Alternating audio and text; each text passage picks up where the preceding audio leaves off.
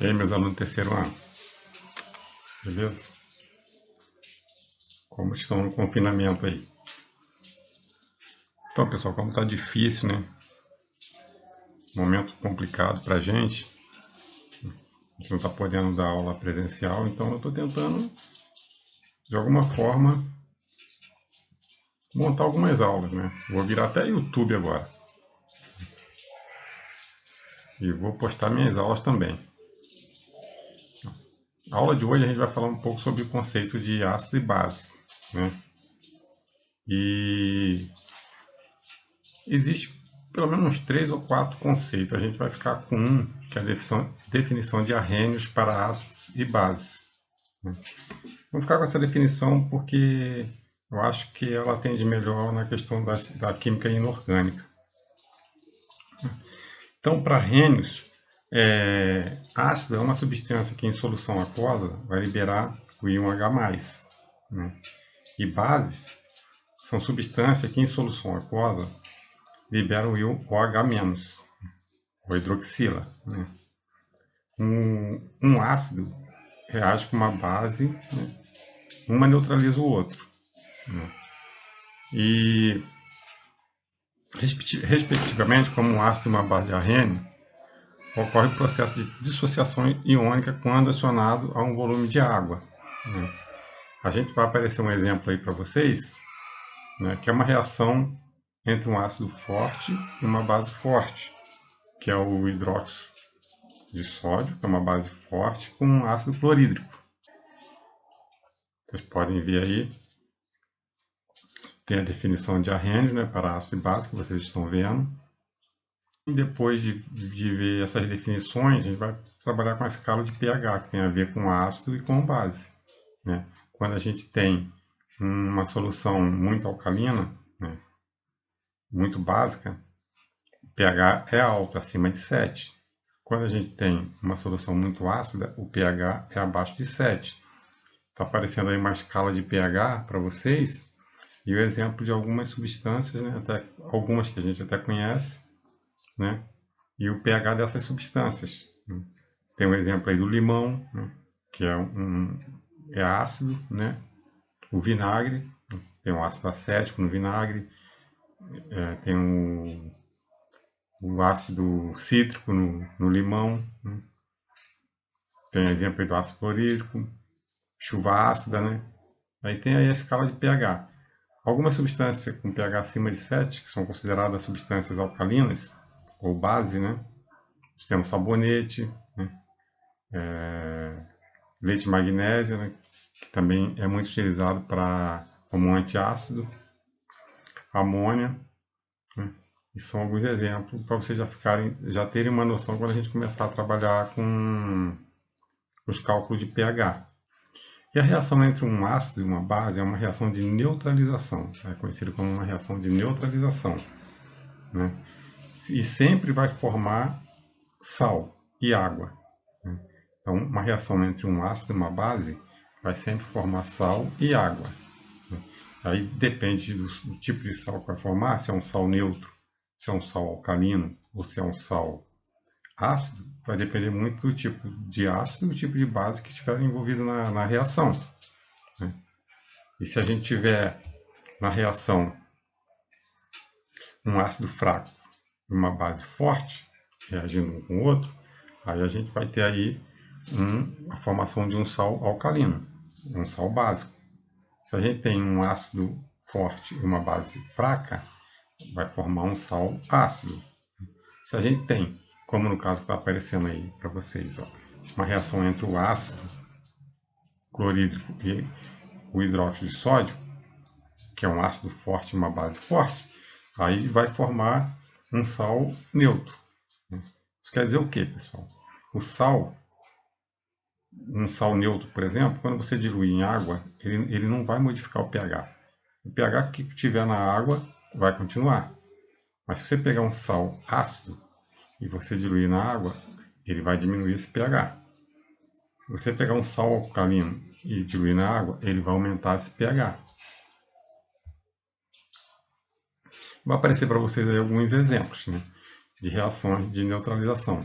Então tem né, que vocês já viram, né? Primeira reação é entre um ácido forte e uma base forte, formando sal neutro e água, né? Que é o ácido clorídrico, reagindo com hidróxido de sódio, formando cloreto de sódio e água, né? Aí embaixo tem uma outra reação que eu coloquei aí, que é a reação entre um ácido fraco e uma base forte, que é o ácido fluorídrico reagindo com hidróxido de sódio, né? Aí vai formar fluoreto de sódio e água, né? Aí nesse caso é um ácido fraco reagindo com uma base forte. Vai formar um sal alcalino, né? Esse sal, o ácido fluorídrico, quando diluído em água, ele sobe o pH da água. Embaixo aí eu coloquei também como que ocorre com o ácido fluorídrico, né? Por ele ser um ácido fraco, ele não se ioniza totalmente em água, né? Ele entra em um equilíbrio. Então você vai ter, como está na figura aí, você vai ter H+, né? E o fluoreto sendo formado na água, mas vai ter uma parte também do ácido na forma molecular. Ele não vai se dissociar todo. Por isso que ele é considerado um ácido fraco. No caso do ácido clorídrico, por exemplo, diluído em água, ele se dissocia tudo. Vai se dissociar tudo em H+. No ácido fluorídrico, isso não acontece. Por isso ele é um ácido fraco, né? E aí, porque outra figura aí do exemplo que acontece quando essa formação desse sal alcalino, quando esse sal também é diluído em água, o que que acontece? Né? Ele vai se dissociar em água e o sódio, né? O cátion sódio acaba reagindo com a água, formando o hidróxido de sódio de novo. E o hidróxido de sódio é uma base forte, por isso ele aumenta o pH da água, né? Como está aparecendo na reação aí que vocês estão vendo aí, né? Coloquei um outro exemplo aqui, a reação de um ácido forte com uma base fraca. Então aí tem o ácido clorídrico reagindo com hidróxido de amônio, né? Vai formar cloreto de amônio e água, né? Então o que acontece? Vai formar um sal ácido, né? Esse sal ácido, cloreto de amônio, quando diluído em água, ele vai formar de novo ácido clorídrico. Por isso ele aumenta o pH da água, né? No caso do hidróxido de amônio, é como acontece com um ácido fraco. Ele também não se dissocia totalmente em água, só parte vai dissociar. Colocando outros exemplos aí de ácidos fracos, né? E os químicos já calcularam, né, essas constantes de dissociação do ácido, né? E são tabeladas essas constantes, né?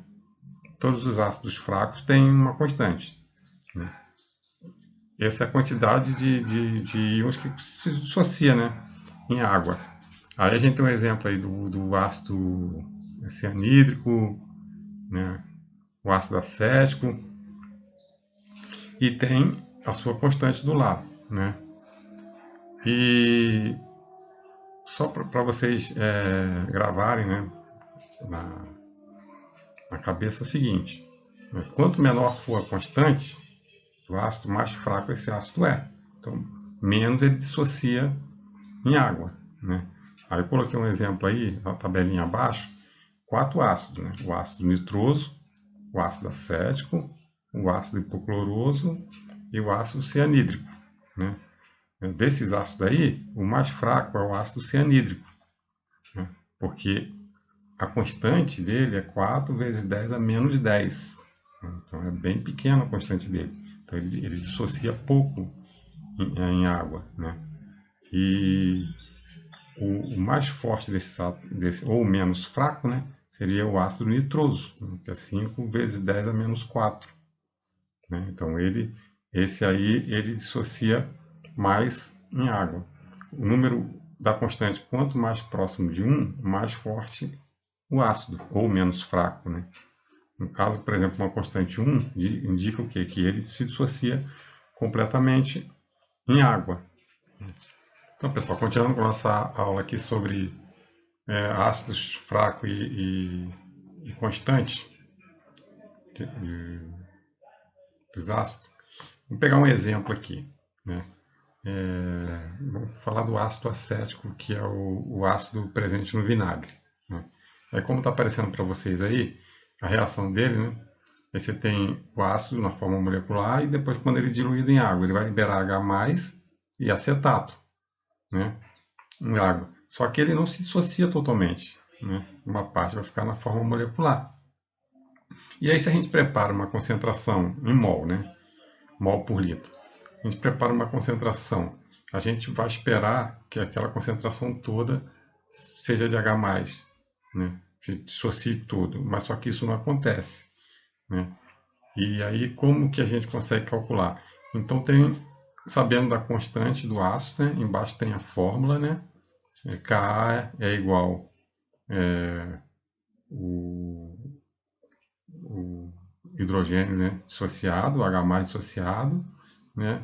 Vezes o acetato, né?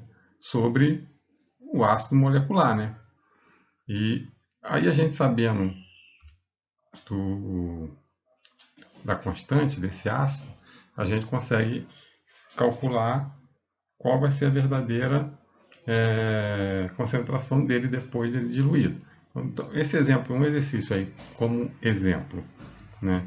Então, a gente tem a constante de equilíbrio do ácido acético, é 1,8 vezes 10 a menos 5, né? E utiliza-se a concentração molar para calcular a dissociação do ácido, sempre mol por litro que a gente utiliza, né? Então, se prepararmos uma solução do ácido acético com uma concentração de 2 mol por litro, qual será a concentração do ácido, né, do H+, que irá dissociar em água, né? Então, a gente consegue calcular sabendo a constante dele. Então, a gente pega a fórmula, né, da constante do ácido, está aparecendo aí. K é constante, então a gente sabe a constante, né, que é 1,8 vezes 10 a menos 5, né? A dissociação do ácido a gente não sabe. O que dissociar de H+, vai dissociar de acetato, né? Então é X vezes X, como está aí na fórmula. O que a gente diluiu, que a gente preparou, a gente sabe, 2 mol por litro. Então, o ácido molecular, a gente colocou, fez uma solução de 2 mol por litro, certo? E aí a gente vai calculando. A gente vai isolar o X, né? Como está aí, e vamos fazendo a conta até chegar à solução, até a gente achar o valor de X. Então, no nosso caso aí, vai ser 6 vezes 10 a menos 3 mol por litro. Na verdade, essa vai ser a concentração de H+, que vai dissociar, né, quando a gente preparar 2 mol por litro, né? Então, vocês percebem que o que dissocia é bem abaixo do que a gente prepara, né? Então, calculando, usando a fórmula aí, a fórmula da constante de dissociação do ácido, a gente calcula sabendo a concentração do ácido, né, fraco, né, a gente calcula qualquer um, né? Sabendo a constante, só trocar na fórmula e fazer os cálculos, né? E aí eu vou dar alguns exercícios para vocês também, né? Para vocês resolverem. Beleza, pessoal?